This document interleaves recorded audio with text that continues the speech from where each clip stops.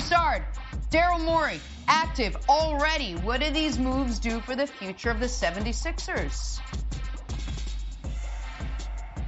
Morey props. He has come in there and worked some miracles right away. I mean, most people didn't think you could get rid of Al Horford's contract. He did that. And then he brings in a 3-and-D guy with championship pedigree in Danny Green and one of the best shooters, arguably the best shooter in the NBA in Seth Curry. When you put those two around Tobias Harris, Ben Simmons, and Joel Embiid, that is a starting five that should be elite on both ends of the floor, offensively and defensively. What it's going to come down to now in Philadelphia is culture and maturity. And that's what you bring Doc Rivers in for, and Daryl Morey. Can they create a championship professional culture in that organization that gets them close to a championship? And then their two stars, Simmons and Embiid, have got to mature. As much as we talk about the problems with their games matching each other, what a lot of people out there in Philly will tell you is that it's really about them each wanting to be the man. They really are concerned about, am I the man or is he the man? What is he doing? What am I doing? Is he getting more credit than I'm getting?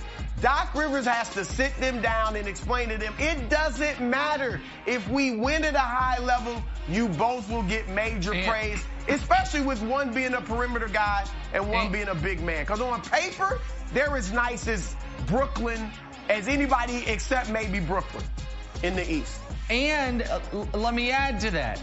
If people worry about the Simmons and Embiid fit, look at the on-court numbers. Those two on the court together, plus J.J. Redick, the 2 years he was there. That's right. They were better than 18 points per 100 possessions. Seth is a better shooter than J.J. Redick. Statistically, I'm not saying this is the take, but statistically, he's the best shooter in the history of basketball.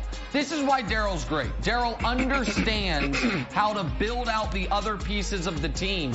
I know for a fact the Rockets looked at Seth Curry a year ago, but because of their switch everything defense, he wasn't a fit on that end. But when you have Joel Embiid manning the paint and Ben Simmons as an all-league defender on the perimeter, you can handle a minus defender in Seth Curry. So that's a great move for them. Getting off the Horford contract is magic. And I'm telling you right now, America, I'm not saying this is my pick, but I am saying I might have this morning placed a small financial investment on a Lakers-Sixers NBA Finals, which right now pays out at 40-1. So, you know, $250 to win, I call it $10,000. Lakers Sixers. Just putting it out there, Brandon. It's just available to you, America. Yeah. And you should maybe consider it. All right, moving on to the Golden State Warriors now. And some bad news reported yesterday with Klay Thompson suffering a lower leg injury in training. It's believed to be an Achilles injury. We don't know yet. Crushing blow after he sat out all of last year with an ACL. Nick, how devastating could this be for Klay and the Warriors' title chances? Well, for Klay, I'm wrecked. He is one of the most well-liked, one of the best people in the league. Never causes no problems. He could have really caused a ruckus when they bring in Durant. Instead, he continued to do his job brilliantly and was an Iron Man in this league until that NBA Finals dunk where he tears his ACL, and now he suffers another potentially major injury. So for him personally, this is as bad as it gets. For the Warriors, it's even worse. I thought the Warriors were way overvalued with a healthy Klay Thompson. Without a healthy Klay Thompson, Broussard, they are going to be a fringe playoff team. Like, Draymond is not the guy he was 5 years ago, and your favorite player in the league, Andrew Wiggins, is going to ask to be the second option on that team. So this is disastrous for Golden State, and I feel sick for Klay. Well, you handled the personal stuff. I mean, obviously, we all feel terrible for Klay Thompson. Also, this is the best NBA backcourt in history. The best backcourt in NBA history, and we may not get to see them for a second straight year. Nick, you surprised me because I'm with you. Obviously, they have absolutely no chance at winning the championship. I thought I might be alone in saying they might not make the playoffs out west because the problem is that your second best player, Draymond Green, doesn't score. So now you are looking at Andrew Wiggins to be the second scorer on a very good team, and I don't know that he can do that. I loved him, and you're right. You teased me about liking Andrew Wiggins.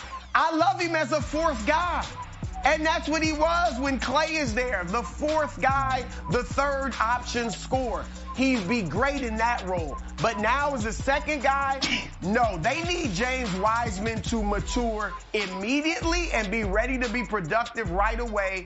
And they need Wiggins to step up and be a very good 22-point scorer as the second guy for them to even just make the playoffs. Yeah, I still think they make the playoffs. I don't know if you believe in the Suns, or I know you don't believe in the Blazers. You spent the entire, summer making fun of me, Broussard, so I know you don't believe in the Blazers. But I still think they make the playoffs. I think Steph is going to come back and have a resurgent year. And just glass half full, and I really feel for Klay.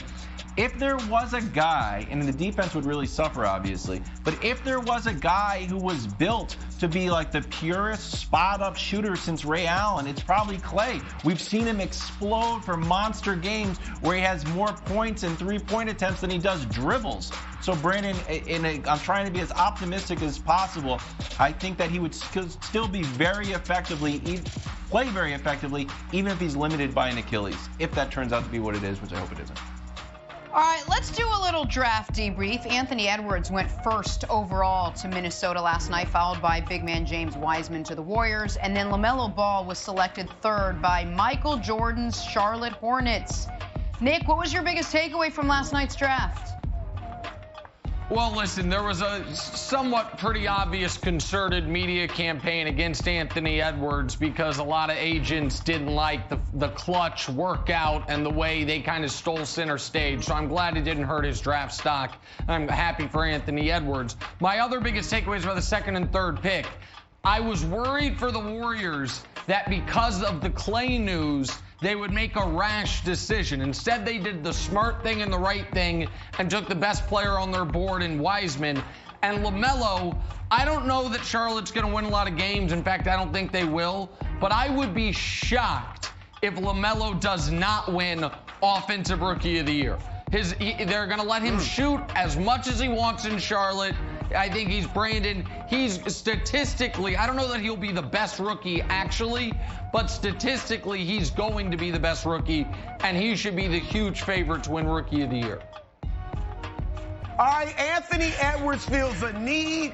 Once this guy gets a three-point shot, and I think he will because he was a good mid-range shooter, he was a good foul shooter in college, he gets the mid-range shot, he'll be a nice fit with D'Angelo Russell and Karl Anthony Towns.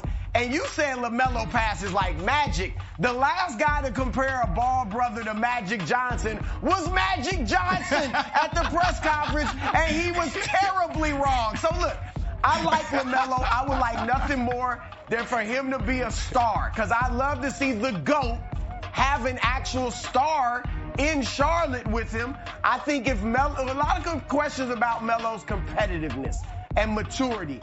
If he has a competitive bone in his body, Michael Jordan will bring it out because Jordan will challenge him. And Jordan will talk to him verbally and challenge him to see what he's made of. And if he's made of the right stuff, he'll bring it out and he'll play well up to his potential in Charlotte, which I definitely hope happens. Jenna, this is a sort of a broad strokes, 20,000 feet thing, but I was surprised by the path that the top three picks took. Anthony Edwards played 32 games. Wiseman played 2 games. LaMelo played no games in college. So we saw sort of 3 different paths there. I wonder, especially with this new G League team coming up, if we're going to see a more variety of ways guys get into the league, and that LaMelo playing against grown men and professionally overseas turns out to be an approach that more guys end up taking. Thanks for watching. Subscribe here to get the latest from the show. Also, be sure to check out more of the best clips from First Things First, or go watch a few segments from our other shows on FS1.